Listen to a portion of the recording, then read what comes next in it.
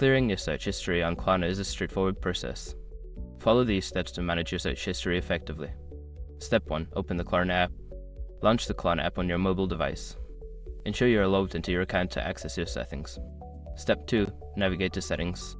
Locate the Settings menu, usually represented by a gear icon.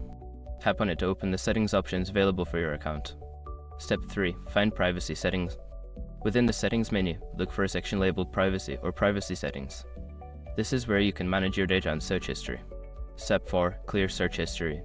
In the Privacy settings, find the option for Clear Search History. Tap on this option, and you may be prompted to confirm your choice. Confirm to proceed. Step 5. Verify history is cleared. After clearing your search history, navigate back to the search feature in the app to ensure that your previous searches have been removed. By following these steps, you can easily manage and clear your search history on Klarna. Regularly clearing your history can help maintain your privacy and improve your app experience.